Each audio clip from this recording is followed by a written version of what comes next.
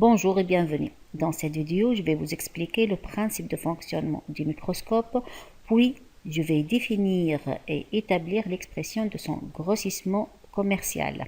Mais avant, je vais commencer par vous rappeler le principe de fonctionnement d'une loupe. Un tel travail a été fait dans une précédente vidéo que je vais laisser son lien dans la description ci-dessous.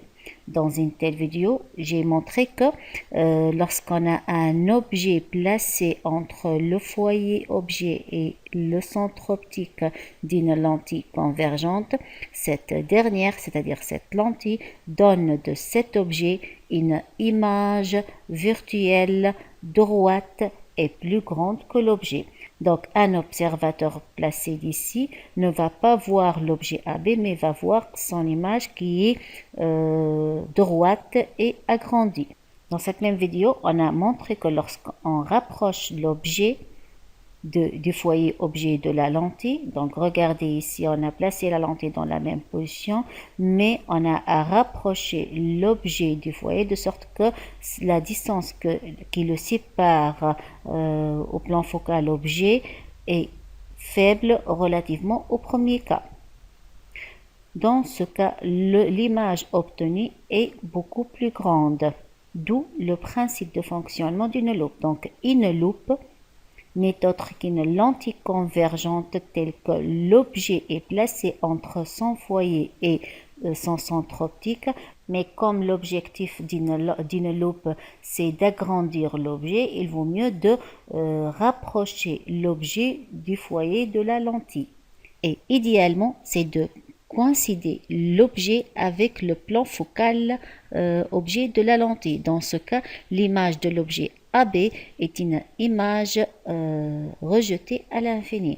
Alors regardez, les rayons incidents issus de B donnent, après avoir traversé la lentille, des rayons émergents qui sont parallèles. Les rayons parallèles n'ont aucune intersection, on dit que leur intersection est à l'infini ou bien que l'image est rejetée à l'infini. Du coup, l'observateur ici va voir une image très éloignée ou bien une image à l'infini. Et lorsque un œil observe quelque chose à l'infini, cet œil n'accommode pas ou bien on dit que cet œil est au repos. Et pour mieux comprendre le phénomène d'accommodation, je vais aussi vous laisser ce lien et tous les liens utiles, je vais les laisser dans la boîte de description ci-dessous. Je vous rappelle aussi comment obtenir l'image d'un objet à travers de lentilles. On a vu dans la dernière vidéo que pour obtenir l'image A'B' de l'objet AB à travers un système optique formé par deux lentilles L1 et L2, la procédure est la suivante. Avant tout, on doit chercher l'image intermédiaire A1B1 de AB à travers la première lentille. Donc A1B1 est l'image de AB à travers L1. Cette image A1B1 va jouer le rôle d'un objet pour la deuxième lentille. Donc, pour chercher A'B', il suffit de chercher l'image de A1B1 à travers L2. L'image A'B' est obtenue en représentant l'image de B1 et l'image de B1 est obtenue en traçant la marge de deux rayons lumineux issus de B1, tel que par exemple celui qui est parallèle à l'axe optique principal et celui passant par le centre optique O2. Ces deux rayons, après avoir traversé la lentille L2, émergent de cette façon et leur intersection n'est autre que le point B'. Par projection orthogonale, on obtient le point A'. Avant de passer, je vais préciser que le choix des rayons incidents issus de B1 est arbitraire. Par exemple, on aurait pu choisir ces deux rayons. Ces deux rayons émergent lorsqu'ils traversent la lentille de cette façon. On choisit l'axe secondaire qui est parallèle au rayon incident de cette façon. Cet axe secondaire coupe le plan focal image en un point et le rayon, lorsqu'il traverse la lentille, émerge en passant par ce point. Même chose pour le deuxième rayon. Et finalement, on trouve ces deux rayons émergents rouges qui passent nécessairement par le même point B' et on retrouve le même résultat. Après ce rappel, je commence à introduire le microscope. La situation est la suivante. Je cherche l'image A'B' de l'objet AB à travers un système optique formé par l'association de lentilles L1 et L2. Les deux lentilles L1 et L2 sont convergentes, mais évidemment, la position de l'objet AB, la distance focale de ces deux lentilles, ainsi que leur emplacement ne sont pas aléatoires, mais répondent à des conditions que je vais préciser à fur et à mesure. La procédure est toujours la même. On doit commencer par chercher l'image intermédiaire, c'est-à-dire l'image A1B1 de AB à travers la première lentille L1.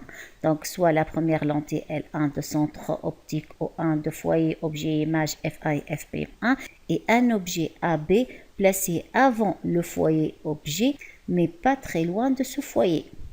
Lorsque l'objet est placé avant F1, l'image est toujours réelle et renversée. Mais lorsque l'objet est placé dans cette zone caractérisée par deux fois F1 et F1, son image réelle renversée est plus grande que l'objet. Donc, regardez dans ce cas, en représentant l'image de AB, on va trouver une image réelle renversée et plus grande que l'objet. Donc, la première condition, il faut que l'objet AB soit placé entre F1 et deux fois F1. Cet objet va donner, comme vous le voyez, une image réelle renversée et plus grande que l'objet. A1, B1, image de AB à travers L1 va jouer le rôle d'un objet qui va donner l'image A'B' à travers L2. La deuxième lentille, c'est une lentille convergente, mais cette lentille doit être placée de sorte que l'objet A1B1 soit placé entre son foyer F2 et son centre optique. Regardez comme on a fait dans le premier appel, cette deuxième lentille va se comporter comme une loupe. Donc l'image de A1B1 à travers L2, une image non renversée par rapport à A1B1, mais renversée par rapport à AB. Si on termine la marche de ces deux rayons lumineux, regardez qu'est-ce qu'on va obtenir comme résultat. Donc, premier rayon, donc la démarche toujours la même. On choisit l'axe secondaire qui est parallèle au rayon incident. Cet axe secondaire coupe le plan focal image en un point et finalement le rayon émerge en passant par ce point. Ces deux rayons bleus qui émergent, comme vous les voyez, sont des rayons qui divergent.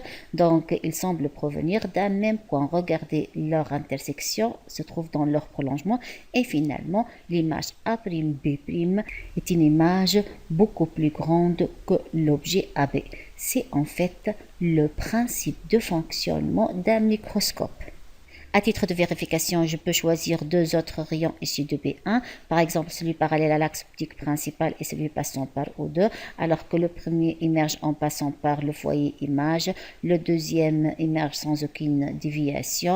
Et ces deux rayons qui divergent ont une intersection sur leur prolongement et cette intersection va être nécessairement le point B' et on retrouve le même résultat.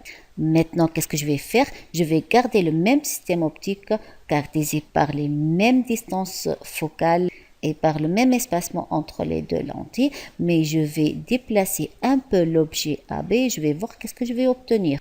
Donc en fait, j'ai gardé le même système optique. Ce schéma, le premier schéma, représente la situation précédente, mais dans cette situation, qu'est-ce que j'ai fait? La seule chose que j'ai faite, j'ai déplacé un peu l'objet, regardez, de sorte que son image A1B1 coïncide avec le plan focal objet pour L2. Donc j'ai l'objet AB et j'ai la lentille L1 qui a donné de cet objet une image A1B1 qui coïncide avec le plan focal objet de L2 de sorte que A1 coïncide avec F2. L'image définitive que va donner L2, donc il suffit de tracer la marche de ces deux rayons lumineux incidents. On suit toujours les mêmes étapes. Pour des rayons de direction quelconque, on cherche l'axe secondaire qui est parallèle au rayon incident. Puis on cherche leur intersection avec le plan focal image et ces rayons émergent en passant par ces points d'intersection. Regardez, les rayons qu'on a obtenus sont deux rayons qui sont parallèles. Des rayons parallèles, c'est-à-dire ils n'ont aucune intersection et on dit que l'image est rejetée à l'infini. Même chose que si on a utilisé ces deux rayons incidents, on va trouver toujours des rayons émergents qui sont parallèles. Donc l'image est rejetée à l'infini. Et dans ce cas, l'œil de cet observateur va voir une image à l'infini, c'est-à-dire cet œil ne va pas accommoder ou bien va rester au repos.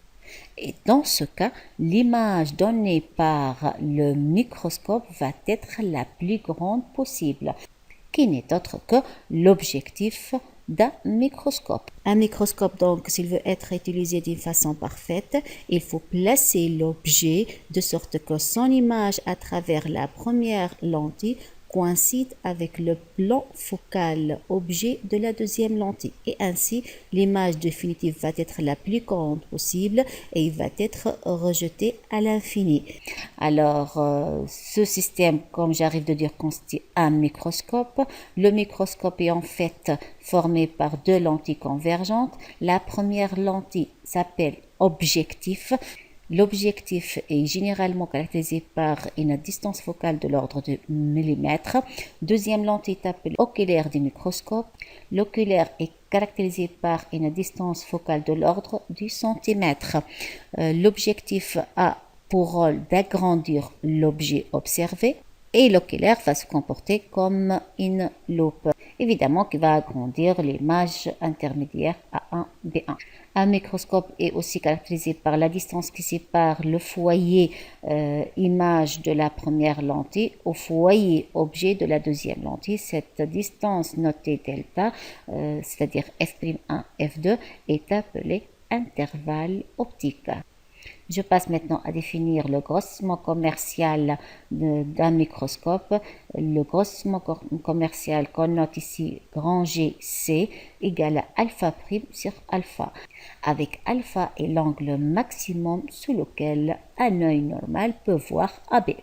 En effet, un œil ne peut voir nettement qu'à partir d'une distance minimale appelée punctum proximum, et pour un œil normal, ce punctum proximum a une distance D qui vaut à peu près 25 cm ou bien 1 sur 4 mètres. Alors l'œil d'un observateur ne peut voir des objets d'une façon nette que lorsque ces objets sont placés à une distance supérieure à une valeur minimale appelée punctum proximum. Le punctum proximum pour un œil normal vaut 25 cm. C'est-à-dire si AB est placé ici, l'œil ne va pas le voir d'une façon nette. Si AB est placé à une distance supérieure à son punctum proximum supérieur à D, va voir AB d'une façon nette, mais le problème que elle va le voir sous un angle inférieur à alpha, car alpha c'est l'angle maximum sur lequel un œil normal peut voir AB. Comme AB est un objet de faible taille, donc tangente alpha à peu près égale à alpha, ce triangle rectangle dit que tangente alpha égale aussi AB sur D. Donc alpha égale à AB sur D. Après avoir défini alpha, on va passer à définir alpha prime. C'est quoi alpha prime maintenant? Alpha prime est en fait l'angle sur lequel l'image A'B' lorsqu'elle est située à l'infini, elle est vue. C'est-à-dire si on revient à la représentation du microscope, lorsque l'image est rejetée à l'infini, dans ce cas, l'œil va voir l'image dans cette direction. Donc l'image A'B' va être vue sous cet angle. C'est l'angle alpha prime, qu'on peut aussi le retrouver ici. Donc regardez comment A1, B1 ou 2 forment un triangle rectangle. Évidemment, la représentation ici est un peu vulgarisée. À titre d'exemple, si un objet de taille 2,5 micromètres et il est agrandi de 400 fois plus grande, il va avoir la taille de 1 mm. Une taille de 1 mm devant les quelques centimètres, distance focale de l'ordre des centimètres, alors l'angle alpha prime va être un angle très faible, de sorte que tangente alpha prime à peu près égale à alpha prime. Et si tangente alpha prime égale A1B1 sur F'2, alors on trouve que alpha prime égale A1B1 sur F'2. Revenons maintenant au grossissement commercial égale alpha prime sur alpha. Remplaçant alpha prime et alpha par leur expression. Je trouve alors A1 B1 sur F prime 2 fois petit d sur AB, ou bien A1 B1 sur AB fois D sur F prime 2. A1 B1 sur AB, c'est-à-dire la taille de l'image A1 B1 de AB donnée par L1, qui n'est autre que la valeur absolue du grandissement transversal de l'objectif du microscope ou bien de la première lentille du microscope. D étant le puncton proximum qui vaut 0,25 mètres ou bien 1 sur 4 mètres pour un œil normal.